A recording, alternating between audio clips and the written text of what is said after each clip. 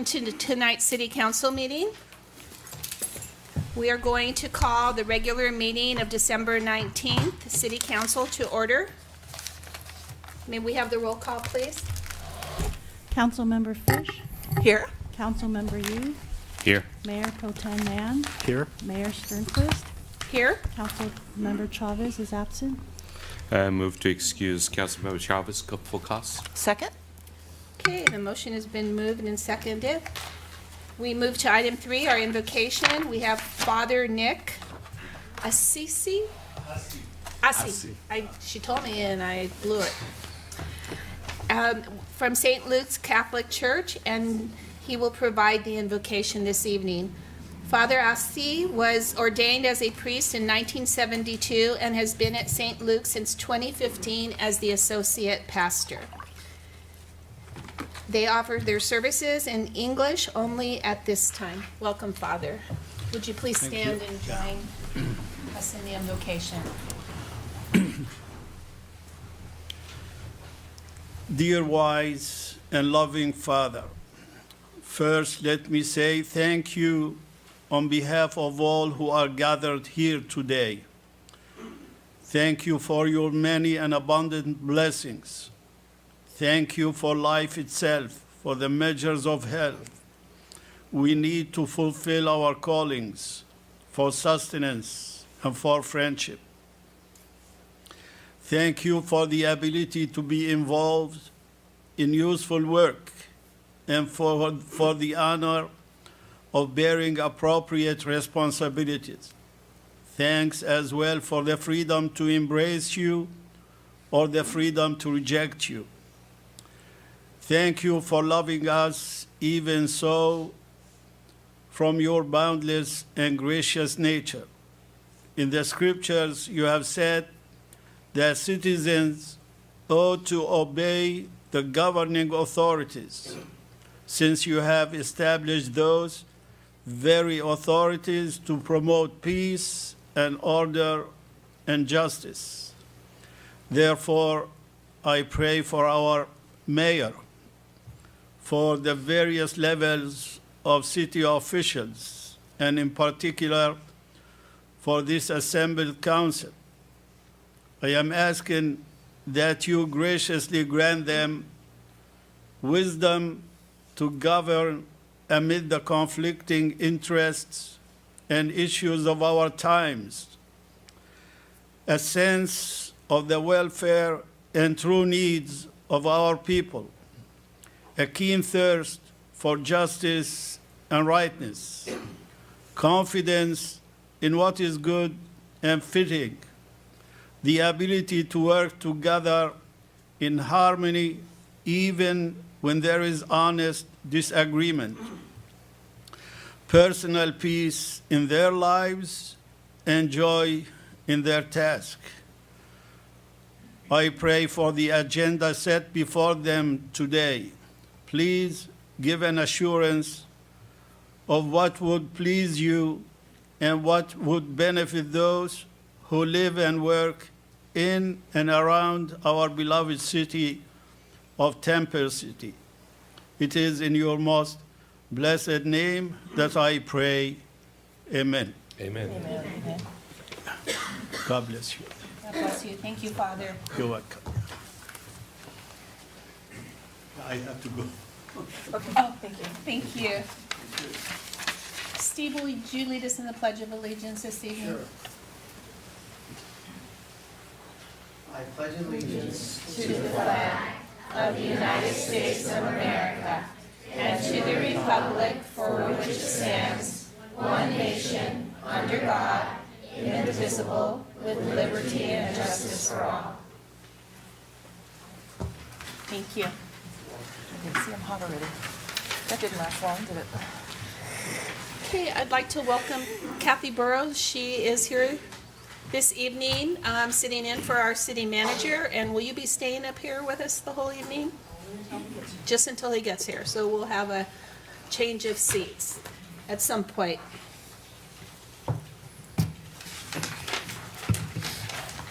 Okay, we move to our presentations. This evening, we have 16 students from the Longden Elementary School robotics team. The members range from 4th through 6th grade. Their accomplishment this past season includes first place in core values, first place robot design, and Champions Award. That's amazing. Congratulations. And we have Miss Michelle Naylor. She is here this evening, and she is going to introduce the team and their presentation. So welcome. Good evening. Thank you for having us here today. We are super excited to be here. As they said, my name's Michelle Naylor, and I do teach at Longden Elementary. It has been my privilege to coach this amazing robotics team, and we're excited to share a little bit about what we've learned this year with you.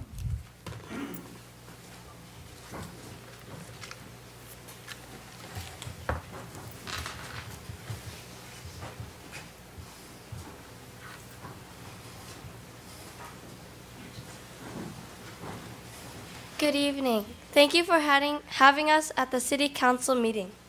Pull it down. Yeah, Yeah, pull it down. hold on a second. There you go. We are Epic Pi and Majestic Pi, the two Longden robotics teams. First LEGO League focuses on three main parts: developing good core values, learning how to solve everyday problems in the world, and programming robots. This year's theme was hydrodynamics, and we learned a lot about how water can be contaminated and treated. We programmed our robots to solve missions, including water-related equipment. We incorporated the use of the gyro sensor and the color sensor into our programs so that the robot would drive more accurately. Tonight, we would like to show you a few of those missions. We have modified them so we are able to present them to you in this setting. First up, Majestic Pi will run the slingshot mission, in which a water purifier will be transferred to a small target in the opposite side of the playing field. Can we get up? Sure. Or can we move? I want to move. I can't see.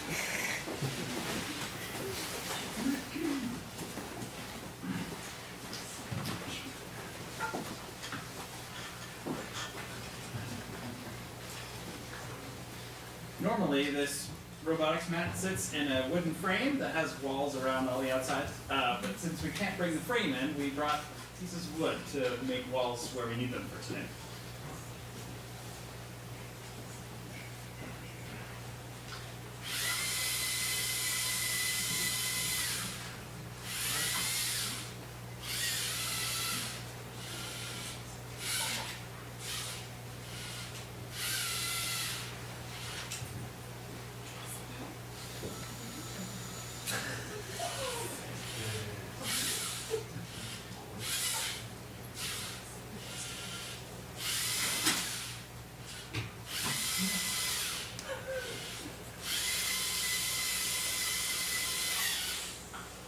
Success!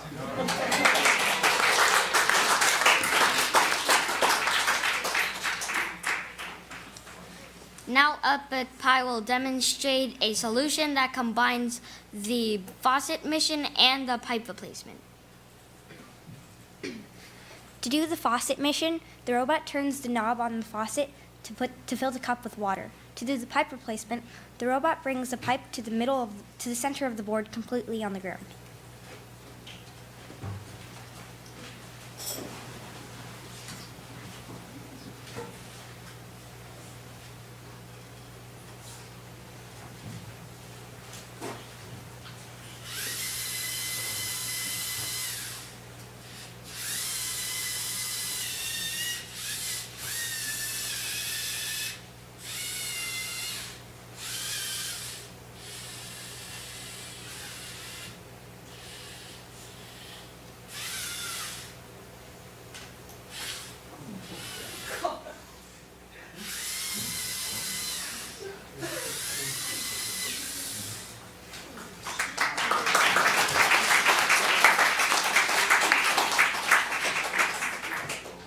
We hope you enjoyed seeing part of what we've learned about this year. Thank you and have a wonderful night. Maybe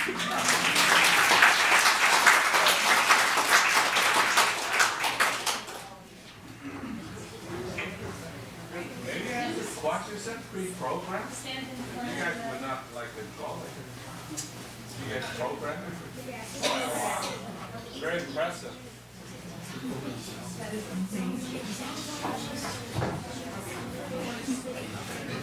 Yeah. Cheer position. Great.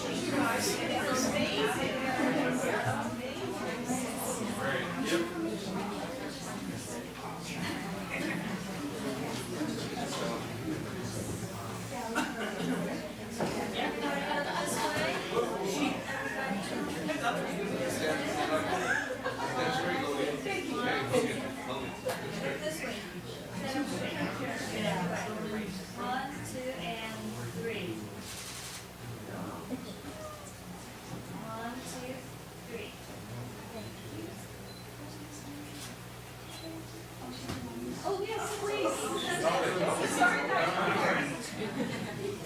My husband also coaches.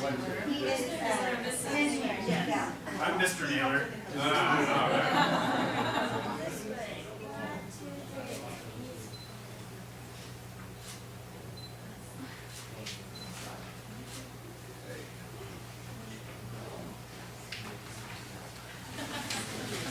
Thank you so much.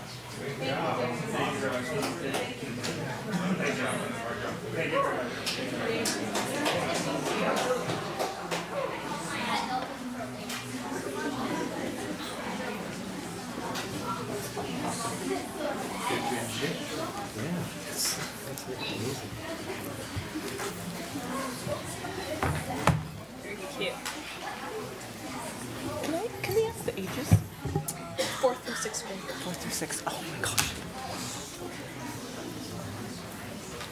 Okay, well, that was exciting to see. Thank you so much. Should we grab our mat and Yes, go ahead. Well, we were going to give them a government class also.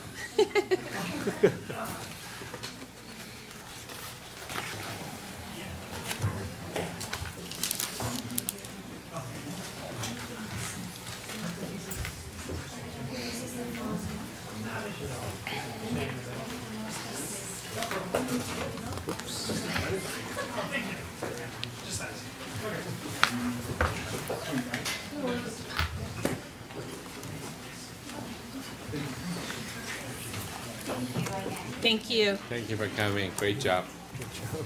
We move to item 6, public comments. I don't have any cards. Is there anyone who would like to address the council at this time? I just have Steve. Is there another? Oh. Sorry. Lucy? I sit on this side, so I don't get mixed in. I would like to chime in.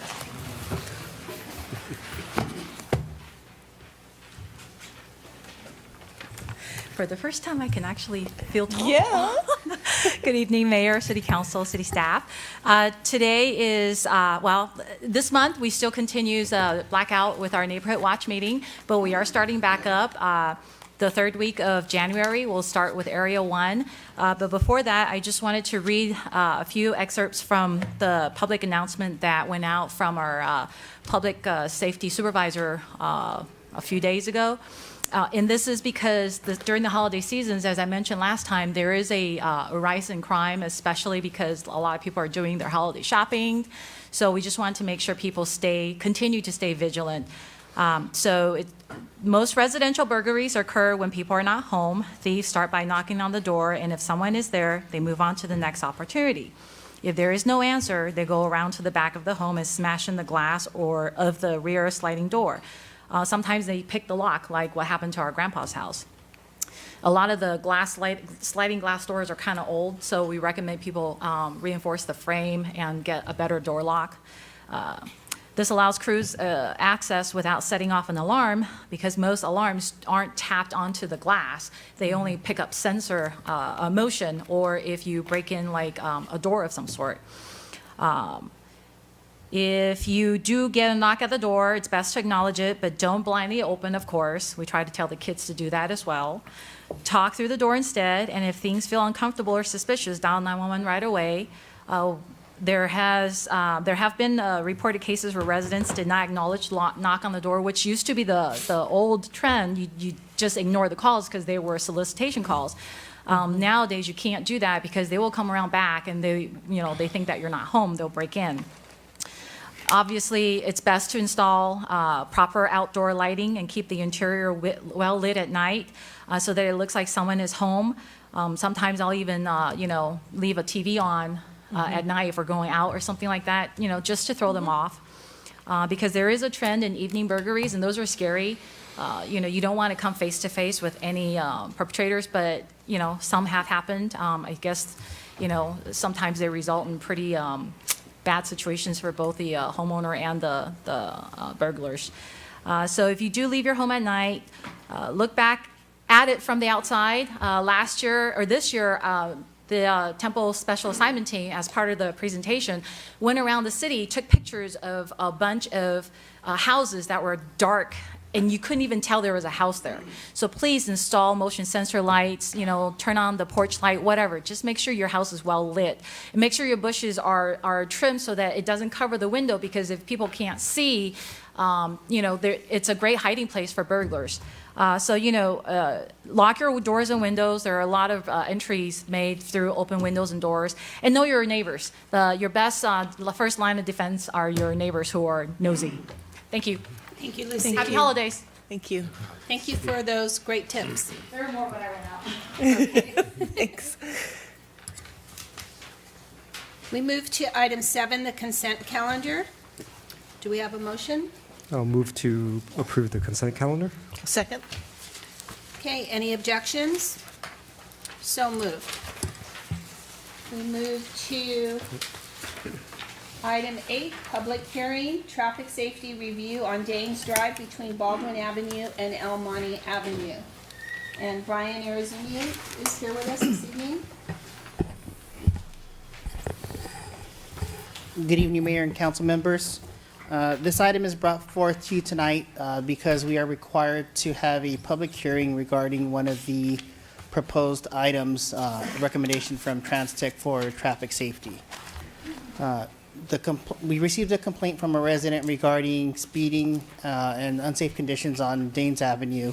This was brought before our Transportation and Public Safety Commission, and then we requested TransTech to conduct a traffic safety review on Danes Drive between Baldwin Avenue and El Monte Avenue.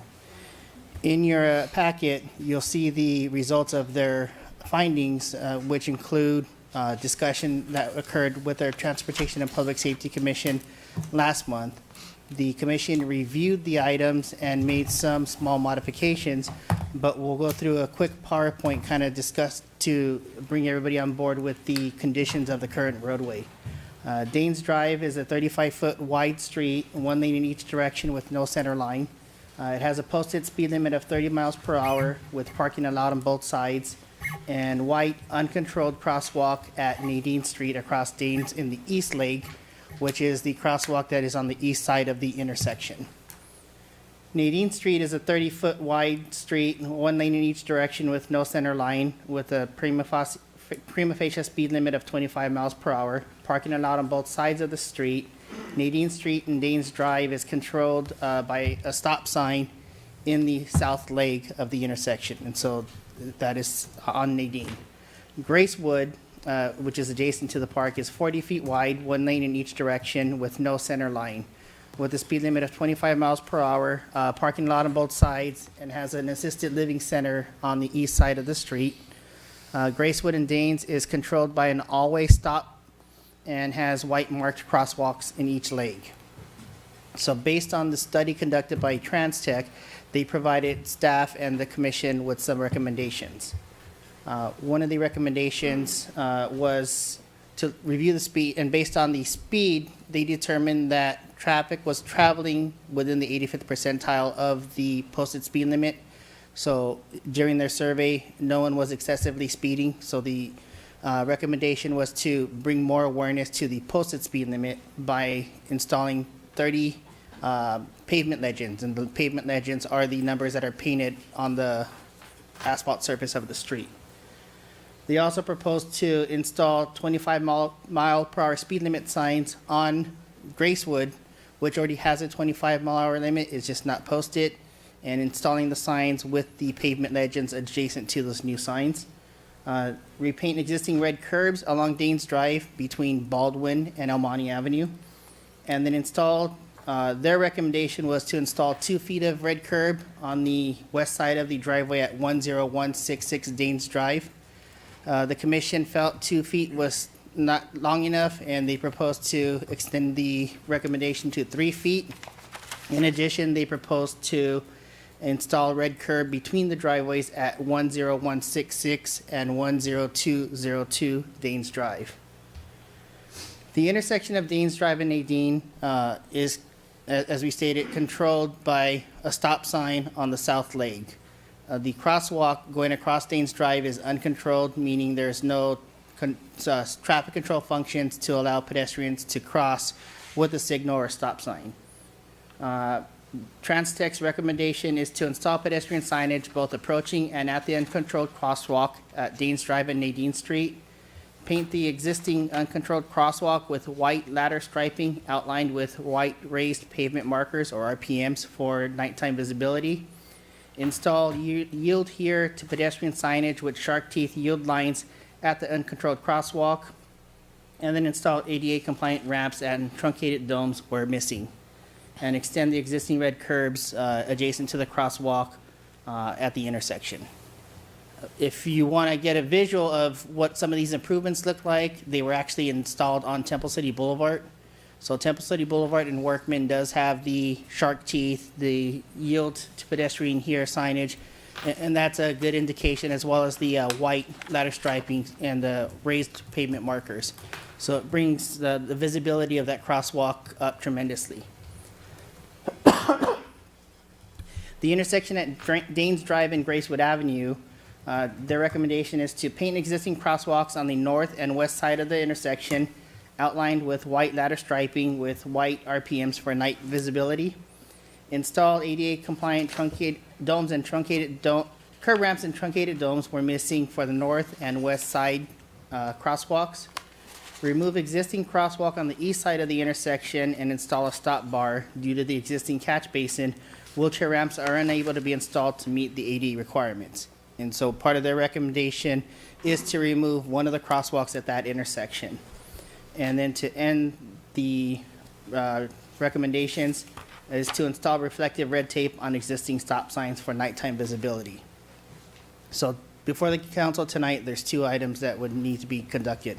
One is we do need to conduct a public hearing as required by state law when we are going to be removing or proposing to remove a crosswalk. And so we have posted the crosswalk in compliance with state law. It requires a 30-day posting, and I posted, the crosswalk was posted on November 14th, 2017, informing anybody who is for or against the removal the opportunity to come here tonight to speak with the council. And so tonight, the council is requested to, 1, hold a public hearing regarding the removal of the east leg crosswalk on Danes Drive at Gracewood Avenue. 2, adopt resolution number 17-5301, approving the traffic and pedestrian safety measures recommended by the Transportation and Public Safety Commission.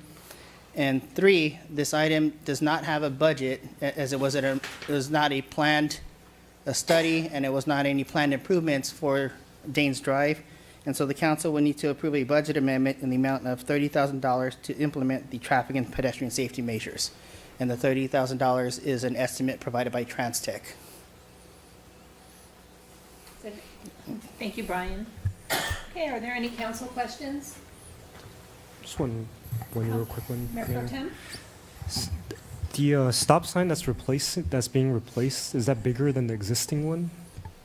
Or is it the same size? The stop signs are the same size, right?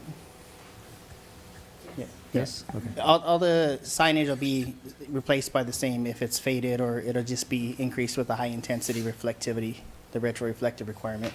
Okay.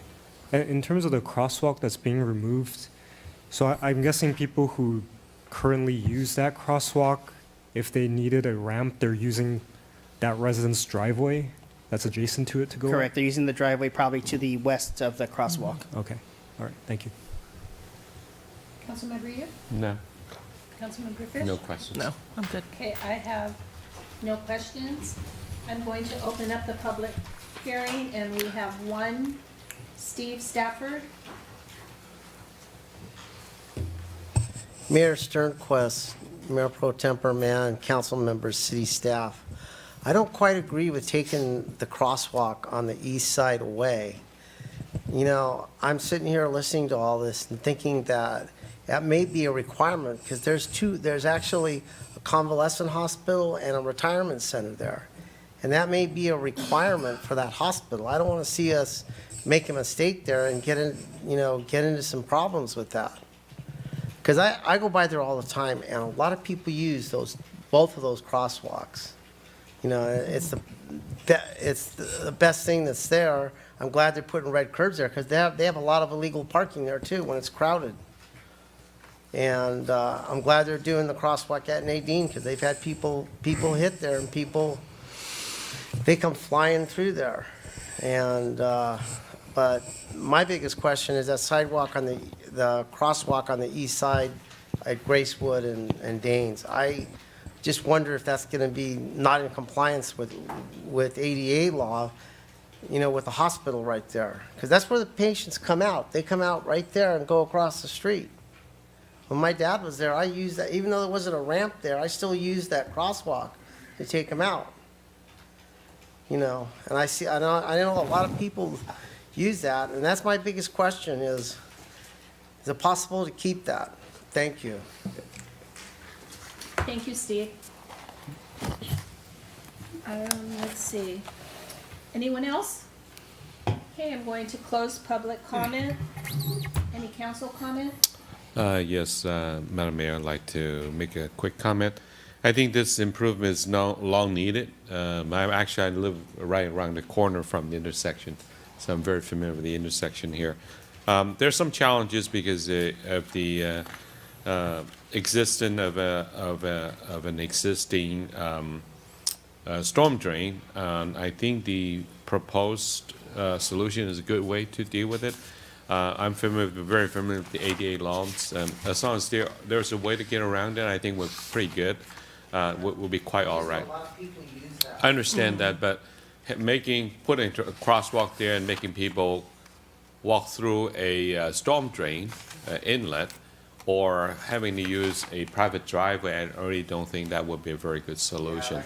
So actually, I was very familiar with this case because the resident actually complained to me, and I actually looked at that, and I actually appreciate what Transtech has come up with. I think, given the situation, this is probably one of the best solutions we can have. So. Thank you.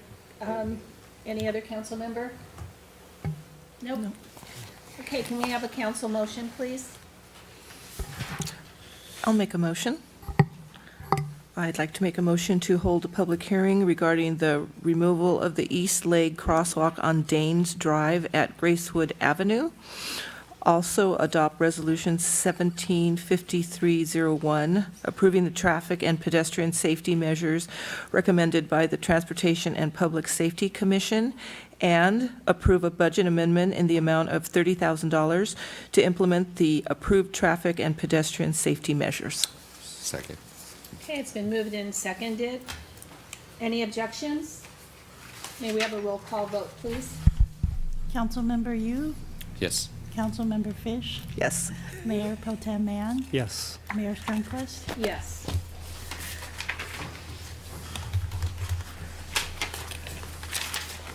Welcome, Mr. Cook. Thank you, Mr. Turnquist. Number 9, unfinished business. Second reading and adoption of ordinance number 17-1029, adopting the Crossroads specific plan. Mr. Vale? Mayor and council members, it's come to attention of my office that there are some additional issues with regard to the specific plan that we'd like some more time to investigate along with staff and bring back a report to the city council in January. So if we could have you continue this item until one of the meetings in January at the determination of the city manager, which is the best one to bring it to, That would be appreciated. Do you need a motion? Is everyone, no, are you okay? Oh, with yeah, it? I think we're Yeah, okay. that's fine. So We do- don't need a motion. Thank you. If you would have a motion, since it's on for And it would be second nice to reading. have a full council Yes. also. Can we get a motion? Sure. I'd like to make a motion to forward this to meeting in January. Second that? Okay, any objections? So moved. Communications? No, new business. Oh, where am I? I don't know. Oh, I missed number 10.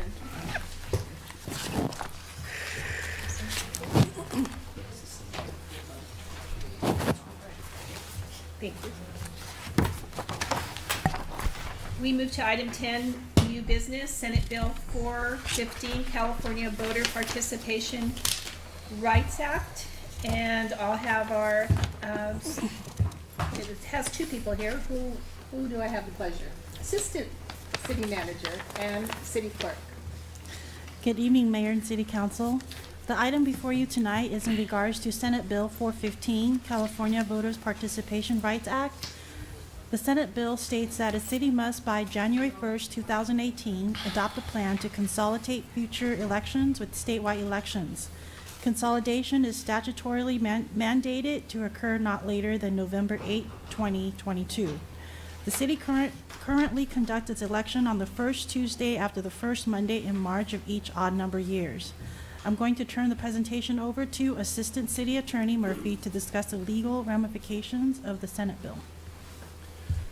Thank you, Peggy. Honorable Mayor, honorable members of the council. As Peggy said, Senate Bill 415 creates a requirement that all cities in the state of California consolidate their standalone elections with the general state election if your last standalone election had a turnout less than 25% of your average consolidated election turnout.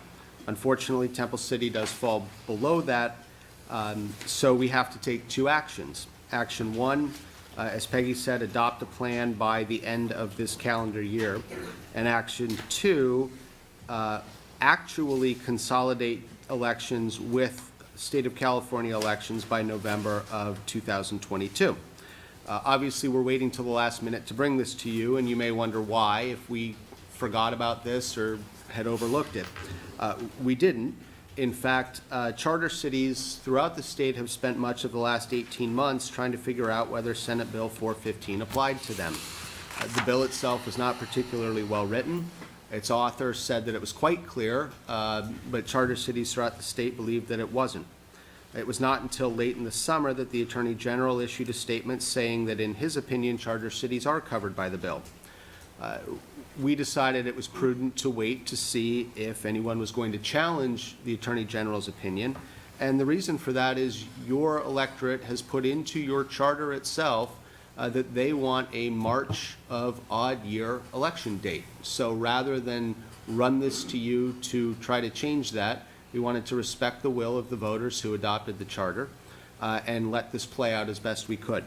Unfortunately, we are now at the last minute. Nobody is deciding to challenge the Attorney General. And so we've brought forward to you a plan for compliance.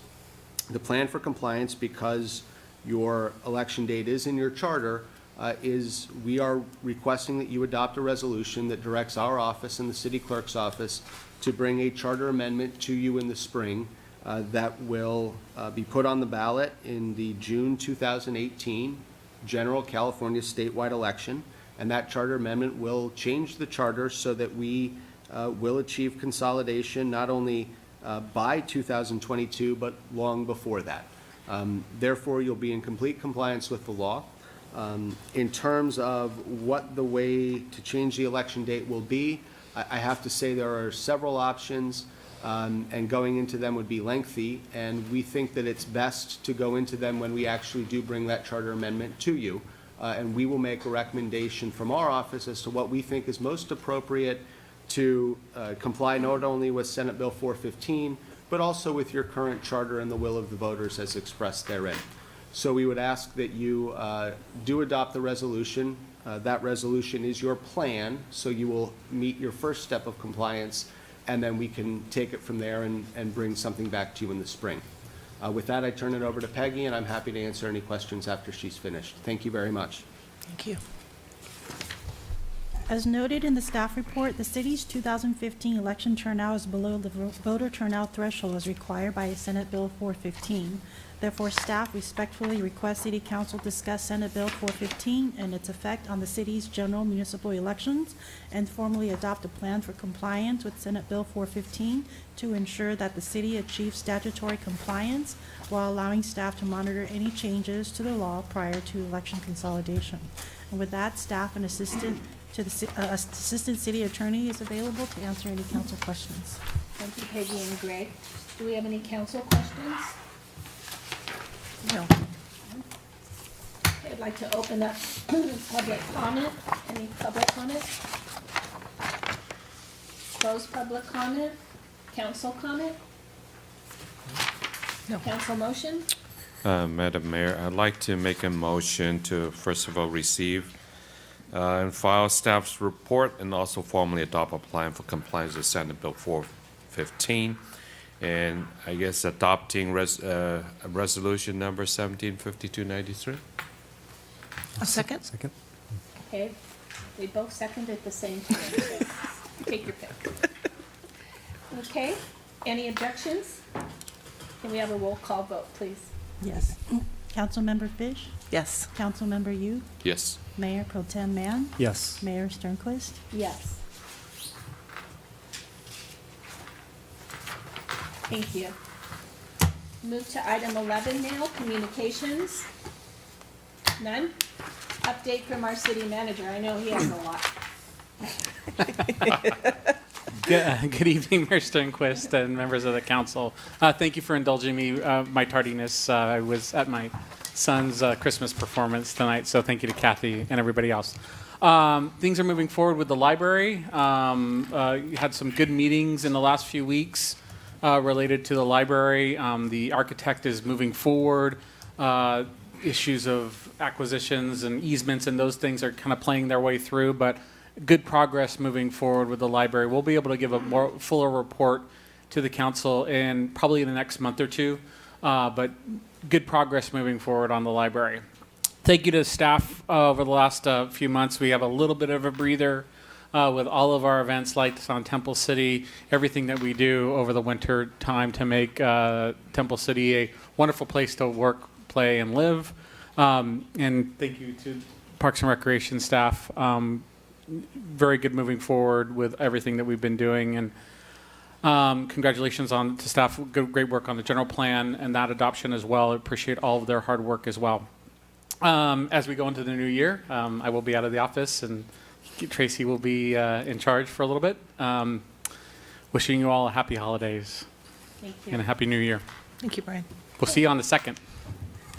Update from our city attorney. I'll just be very brief tonight. There's some new legislation going into effect that will affect not only private but public entities with regard to when and how you can look at arrest record, detention records, and criminal convictions of potential employees in the hiring process. I know our staff and Tracy have been communicating about that, but I thought it might be something that you would be interested in knowing how your process is going to change a little bit. I think in employment forms over the years you've been used to see, were you arrested or convicted of any of these things? That's going to go away because we won't be able to do that. It'll be at a different part in the process through a background check where we'll be able to look at those. In January, at one of your meetings where it's a lighter agenda, I'll do just a little rundown of that law for you so it keeps you up. Otherwise, Merry Christmas, Happy Holidays, Happy New Year, and all that good stuff. Mayor Sternquist, one more thing. On tonight's agenda, you adopted the resolution on ordinance to be part of the Joint Powers Authority for the Energy Consortium. I think the timing was excellent. There's some movement right now towards the PUC on some changes that will make it a little bit harder for new entrants into that program. We'll see. I may be taking some liberty in expressing some concerns since you've expressed your support for the JPA moving forward. Some of the issues that the investor-owned utilities are presenting to the PUC, which seem to be barriers to entry going forward. And I will keep the council abreast of that either through email or otherwise, as if there's any positions that we feel we may need to take related to some future PUC actions. Okay, on the consent calendar, we also approved tonight to adopt the JPA for the COG ACE merger. And tonight, there were about 3 or 4 cities that had it on their agenda, and I got an email. I was a little bit too late to the gate, but the city of Diamond Bar actually did push this over. They were the 19th city at 7:38, and I emailed them at 7:45. Oh, so we're great. Let Diamond Bar take the They can take lead, it, but, yeah. so anyway, thank you for that. Okay, council reports regarding ad hoc or standing committee meetings. Madam Mayor, I'd like to report on the Audit Standing Committee. Last Friday, Councilmember Chavez and myself, consisting of the Audit Committee, met with Mr. City Manager, Director House, and her staff, I think County Manager Lee Ma, and we also met with the auditor. Let's see if I can pronounce the name right. Verinek, Trent, Day and Company, and we received a stellar report. It was reporting on their field work and the initial draft report based on the June 30th year closing. They'll be bringing back a full report in some future time to the full council, but I'm glad to report that we have a very good report from the auditor. That is good news indeed. Yeah. Councilmember, you, anything? No, I mean, Councilmember, Mayor Pro Tem. Mayor. Oh, you're on the items, not on the. No. No, Or do ad you hoc? have any? Oh, ad hoc? No. Ad hoc or anything? Nan, would you like to report on the library? Sure. It's very exciting. We had our first developmental team meeting, like Bryant Cook, our city manager, mentioned. Our mayor, about 20 other representatives from the county and from different agencies were represented. It was very exciting.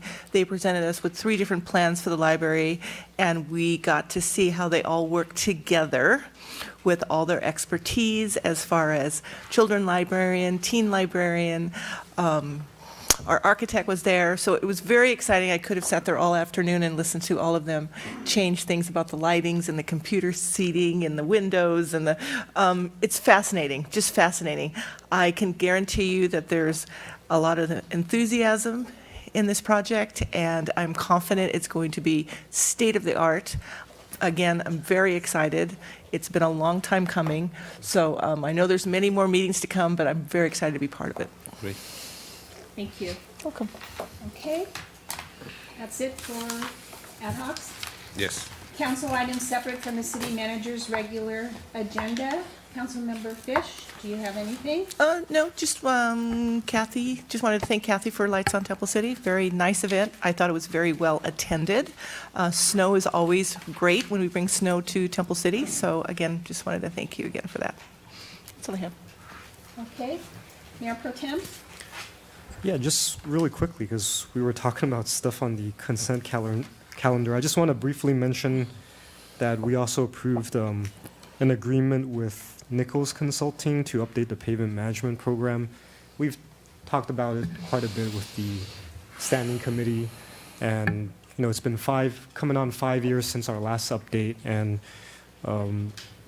it's exciting for me personally because of my background, but I think with all the work we've done over the last year, the timing is also very nice because the update will be able to capture a lot of the work that we've done in the past couple of years, including the recent repaving of Temple City Boulevard. So then we as a body can make better policy decisions, hopefully moving forward with updated information and not information that's 5 years old. And in other news, I also want to say I enjoyed Lights on Temple City. A fantastic event. I thought it was unusually warm for Lights on Temple City because I remember I was out there when they were pouring the snow, And Jerry was out there taking pictures of the snow coming out. I'm going, man, is that snow gonna last through the Yeah, heat? it was It hot. lasted for 3 days after. Yeah, that was surprising. Because I checked the weather. I was like, it's 80 degrees when they were shooting the snow. So Only in California.